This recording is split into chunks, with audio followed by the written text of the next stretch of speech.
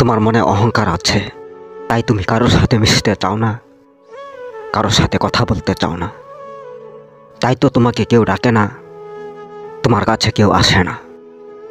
তোমার মনে অহংকার আছে বলেই তুমি কারোর ভালোবাসা বুঝো না, কাউকে ভালোবাসা দিতে জানো না। তাই তোমাকেও কেউ ভালোবাসে না। দশের কাজে কেউ তোমাকে ডাকে না, কেউ জিজ্ঞেস করেও দেখে না। কারণ তুমি যে অহংকারী, তোমার মনে যে অহংকার আছে, তুমি নিজেকেই নিজে বড় মনে করো। তুমি নিজেকেই নিজে দশের সমান ভাবো।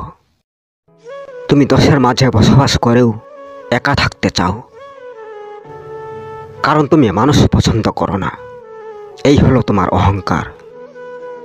মনে রেখো, অহংকার শুধু পতনের মূল নয়। অহংকারে মানুষ মরণকালে একা হয়ে যায়।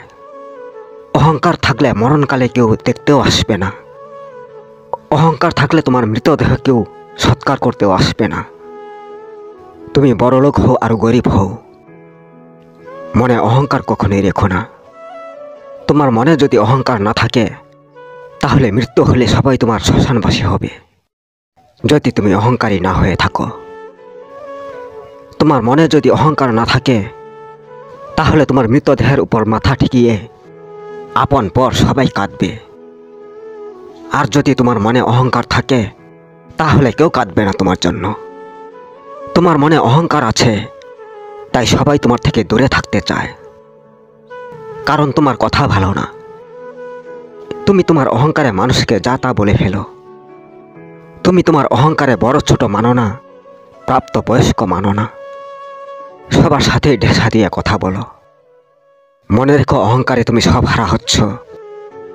আপন মানুষ, বন্ধু বান্ধব, নিজের ভবিষ্যৎ আর সম্মান। তোমার আপন মানুষরাও পাশে থাকবে না, বন্ধু বান্ধবরাও কাছে আসবে না।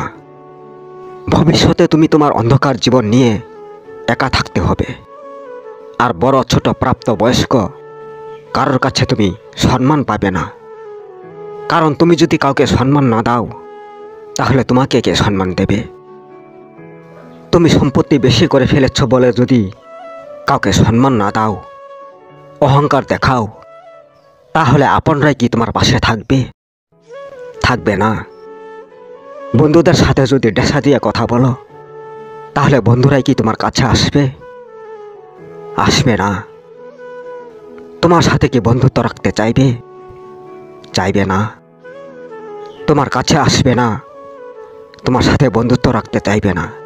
তোমার মনে যদি অহংকার আছে, তোমার মনে যদি অহংকার আছে, তোমার পাশে কেউ থাকবে না, তোমার কাছে কেউ আসবে না। তোমার আপদ বিপদ নিয়ে সারা জীবন একাই থাকতে হবে, মনে রেখো।